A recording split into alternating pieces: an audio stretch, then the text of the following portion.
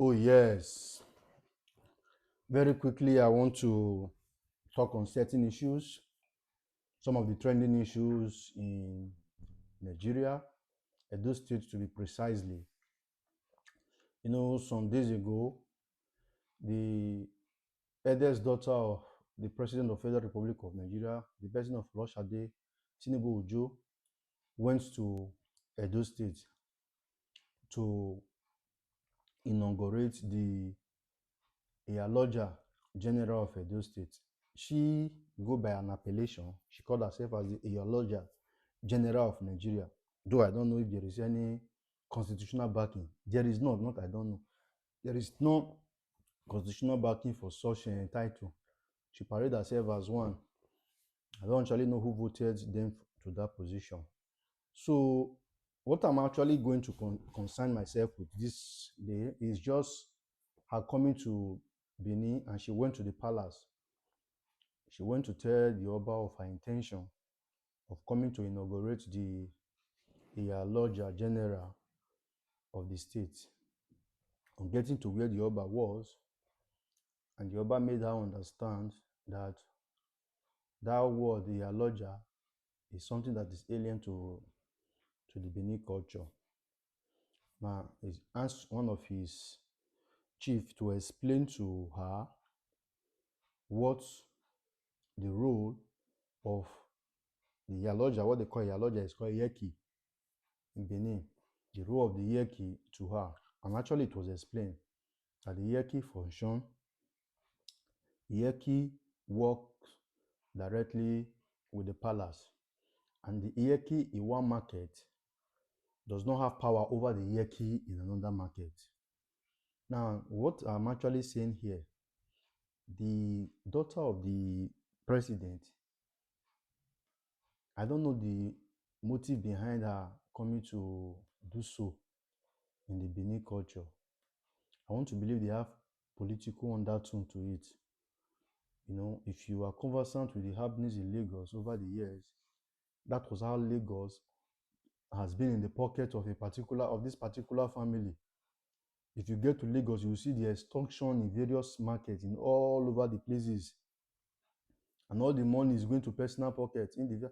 One person is enriching himself with the wealth of the world, of the people. Now, the painful aspect, they are extorting the commoners. People that are already up, still making those who are down. Now, according to the palace, the ear key that we have in our side is a traditional and cultural thing. It does not have any political underlining. It does not have anything to do with politics. It does not have anything to do with extortion. Now, from the protest by the Benin market women the other day, that she came before her coming, they were asked to pay certain amount. That is extortion. You are extorting people that is already down. And now, at the end of the day, the body will now fall back. The body will now fall back to what? To the final consumer of the product that they are selling in the market. By the time you pay certain amount, you want to add to the price of whatever you are selling, which is wrong. The economy in Nigeria presently is somehow. We cannot add to the burden of the people at a time like this. And it's wrong. And the person that she actually appointed is a pastor. A pastor. And now, the Oba said no to her decision.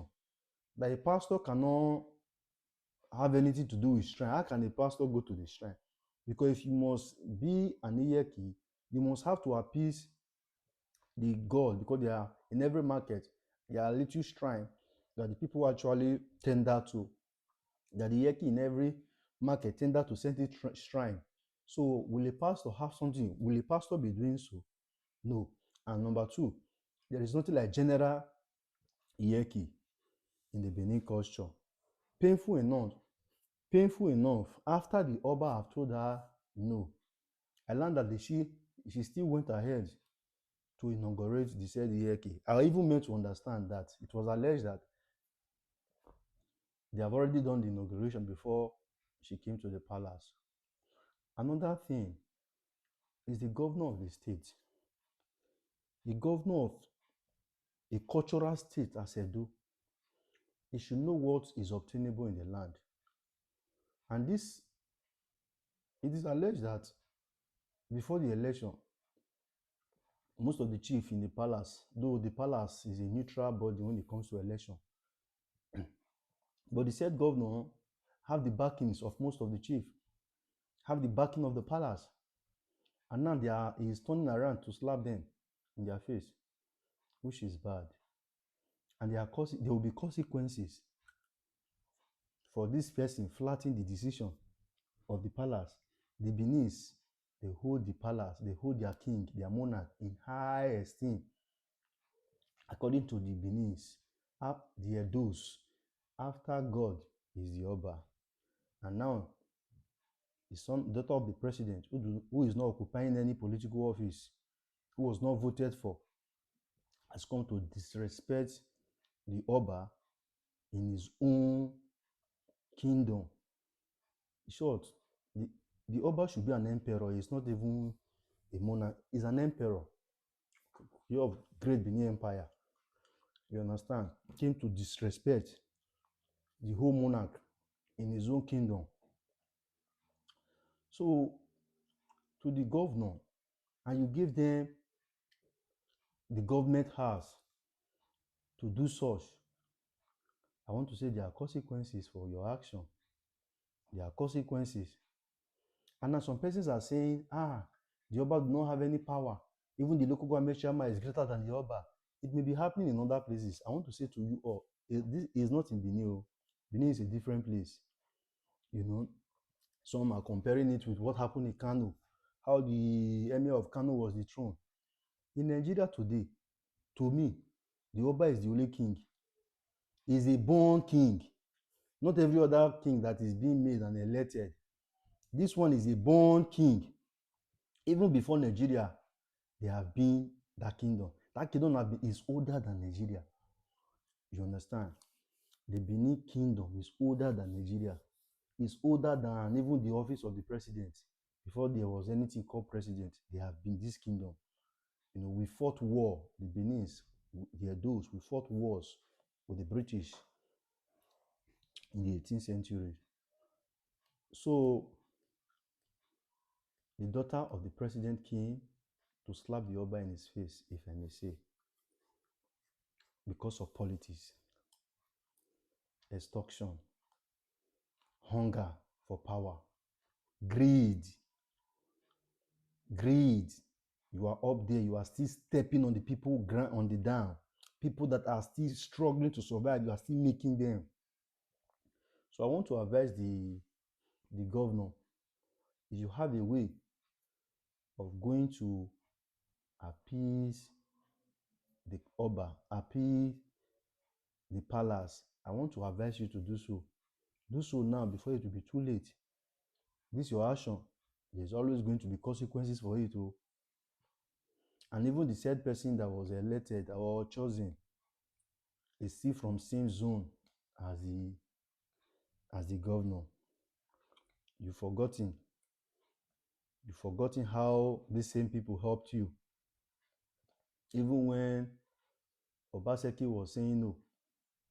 In short, long story short, all thanks to Obaseki that you are the governor today. You may not know, though you are fighting Obaseki. All thanks to Obaseki. If you may ask me why, it was Obaseki that stood his ground, that power must go to Edo Central. Even the cabals in APC, they never wanted power to go to Edo Central.